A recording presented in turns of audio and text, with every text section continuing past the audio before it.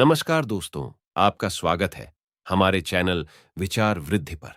दोस्तों 2023 में इस साल मां दुर्गा हाथी पर सवार होकर पृथ्वी लोक में पधारेंगे।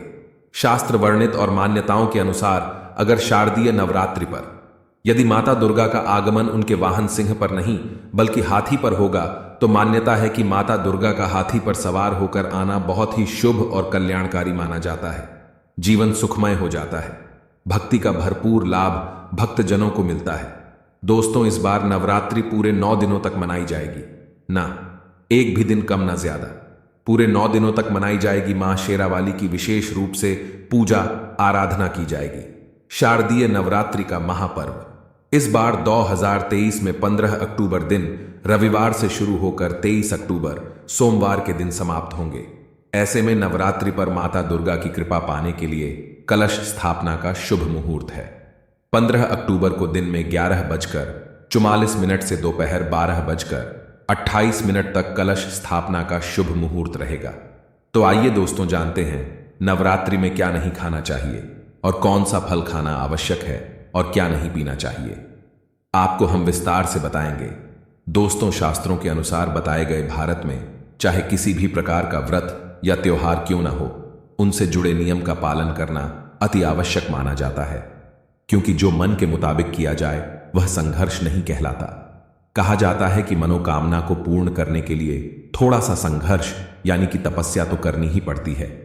इसीलिए ऐसी मान्यता है कि हर पूजा विधि और सभी व्रत पूर्ण विधि विधान से किया जाना चाहिए, तब आपको व्रत का पूर्ण लाभ फल मिलता है, आपकी सभी मनोकामना पूर्ण हो जाती है। इसीलिए हर शास्त्र यही कहता है कि सच्चे दिल से अगर आपके मन में ईश्वर के प्रति श्रद्धा हो तो पूजा पाठ का सारा फल मिल जाता है, और अगर मन में ईश्वर भक्ति के प्रति शंका हो तो उस मनुष्य को कई जन्मों तक सुख नहीं मिलता। भागवत गीता में भगवान श्री कृष्ण ने स्वयं कहा था, जो मनुष्य सच्चे हृदय से ईश्वर को पुकारता है तो उसका नाता उस शक्ति से जुड़ जाता है जिसे आपने सच्चे हृदय से पुकारा था। इसीलिए भगवान भी कहते हैं कि सच्चे हृदय से ही ईश्वर को पुकारें तो वह आपकी हर मनोकामना पूर्ण करते हैं।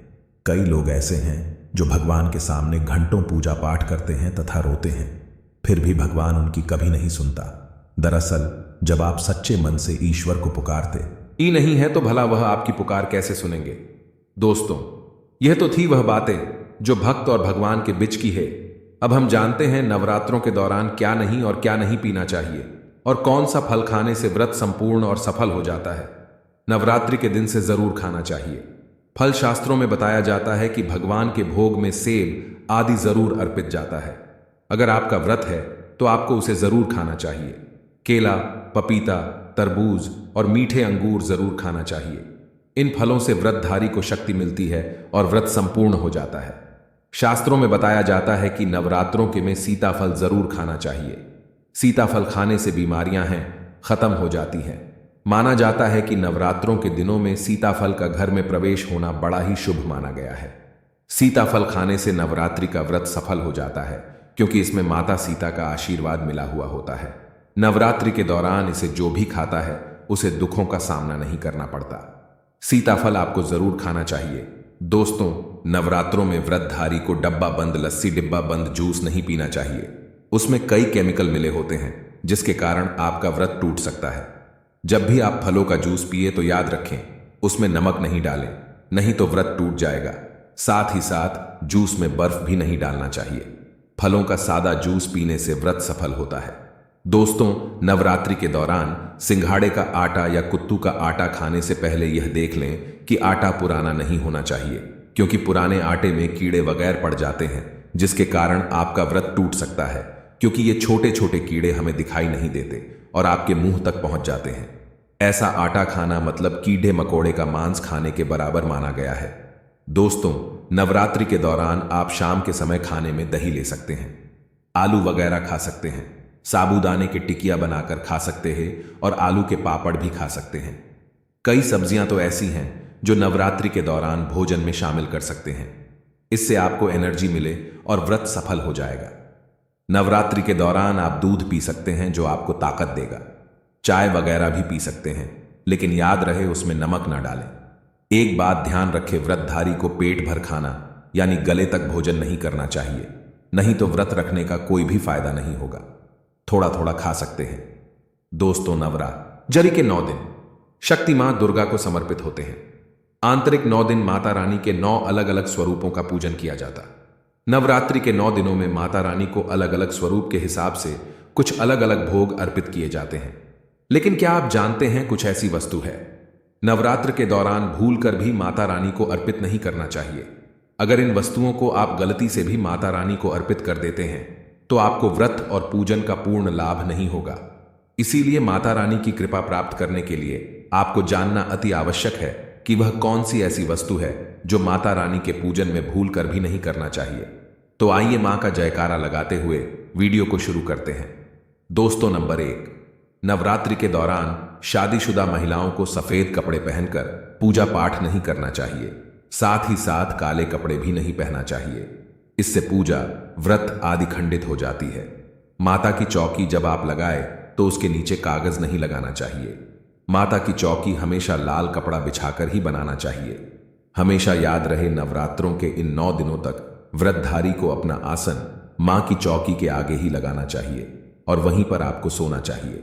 मंदिर को नवरात्रों के दौरान अकेला नहीं छोड़ा जाता, बहुत ही अशुभ माना जाता है। इससे दुर्गा माता नाराज हो जाती है और हमेशा के लिए चली जाती है। दोस्तों, नंबर 2, नारियल हिंदू धर्म में नारियल को समर्थित धन, श्रद्धा और सम्मान का सूचक माना जाता है। नारियल को श्रीफल भी कहा जाता है। नारियल को सुख समृद्धि में वृद्धि करने वाला माना जाता है। नारियल का हर मांगलिक में कार्य विशेष महत्व होता है। जैसे कि आप सभी जानते हैं कि माता रानी के कई मंदिरों में नारियल से बलि भी दी जाती है और माता रानी के पूजन में नारियल का इस्तेमाल हम सभी करते हैं। खासकर कलश की स्थापना नारियल से ही की जाती है। माता रानी के पूजन में हम नारियल इस्तेमाल करते समय कुछ गलतियां कर बैठते हैं। दोस्तों, नारियल कई प्रकार के होते हैं।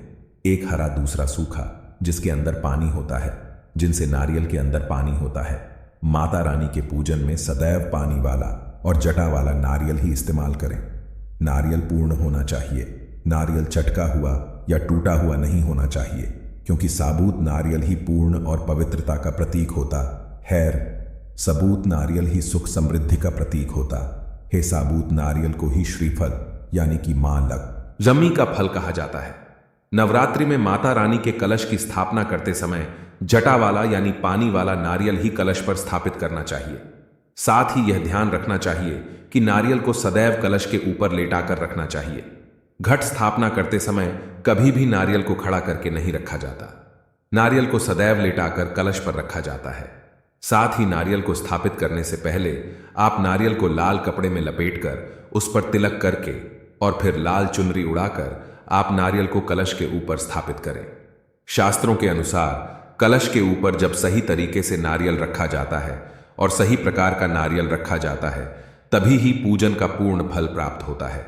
यह भी ध्यान रहे कि महिलाएं माता रानी को नारियल अर्पित कर सकती हैं, लेकिन कभी भी माता रानी के सामने नारियल को भूल कर भी न तोड़ें, क्योंकि नारियल बीज रूप होता है और स्त्रियां बीज रूप से ही शिशु को जन्म देती हैं।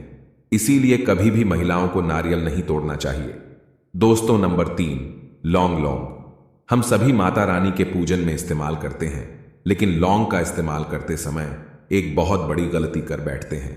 हमेशा ध्यान रखना चाहिए कि माता रानी को सदैव फूल वाली लौंग ही अर्पित करना चाहिए। जिन लौंग के ऊपर फूल नहीं होता, जिस लौंग के पीछे लकड़ी की डंडी नहीं होती, उसको आप माता रानी के पूजन में भूल कर भी इस्तेमाल न करें। फूल वाले लौंग को ही पूर्ण माना और माता रानी के पूजन में कोई भी अपूर्ण वस्तु, कोई भी खराब वस्तु या टूटे हुए अक्षत इस्तेमाल नहीं करना चाहिए। इसीलिए सदैव पूजन में फूल वाली लौंग का ही इस्तेमाल करें। दोस्तों, नंबर 4, तुलसी के पत्ते अर्पित नहीं करना चाहिए। मां दुर्गा की पूजा में तुलसी पत्र का इस्तेमाल करना वर्जित माना जाता है। तुलसी पत्र के अलावा आंवला भी माता रानी को अर्पित नहीं करना चाहिए और दूर्वा भी माता रानी को अर्पित नहीं करना चाहिए। दूर्वा भगवान श्री गणेश को अति प्रिय है। नवरात्रि में आप भगवान गणेश को दूर्वा अर्पित कर सकते हैं। भगवान विष्णु जी को तुलसी के पत्ते अवश्य अर्पित कर सकते हैं, लेकिन माता रानी को भूल कर भी तुलसी के पत्ते या दूर्वा अर्पित न करें। माता रानी को सफेद फूल भी अर्पित न करें। माता रानी को सदैव लाल रंग के फूल अर्पित करने चाहिए। लाल रंग के फूल माता रानी को अति प्रिय है। खासकर माता गुड़हल और कमल के फूल अति प्रिय है। शास्त्रों में बताया जाता है कि घर में माता राय की 2 या 3 मूर्तियां या फोटो नहीं होने चाहिए। इस बात का भी आप विशेष ध्यान रखें कि माता रानी के पूजन में कोई इस्तेमाल ना खंडित चीज इस्तेमाल ना करे। खंडित चीज जैसे कि झटका हुआ या टूटा हुआ दीपक या फिर चटका हुआ कोई बर्तन। साथ ही यह भी ध्यान रहे कि लोहे के और प्लास्टिक के बर्तन आप माता रानी के पूजन में इस्तेमाल ना करें, क्योंकि प्लास्टिक के चाइनीज बर्तन हड्डियों के पाउडर से मिलकर बनते हैं। ऐसा ना करें। ऐसे बर्तनों को माता रानी के पूजन से सदैव दूर रखें। माता रानी को जो कुछ स्थापित कर रही है उन्हें सूंघे नहीं। सूंघेते हुए फूल या गिरे हुए फूल या फिर मुरझाए हुए फूल माता को अर्पित न करें। दोस्तों, कमेंट बॉक्स में लिखें जय माता दी। जानकारी पसंद आए तो एक लाइक जरूर कर दीजिए, और इस वीडियो के संबंधित और नवरात्रि के संबंधित आपके पास कोई भी सवाल या कोई भी प्रश्न हो तो हमें कमेंट बॉक्स में जरूर पूछें। धन्यवाद।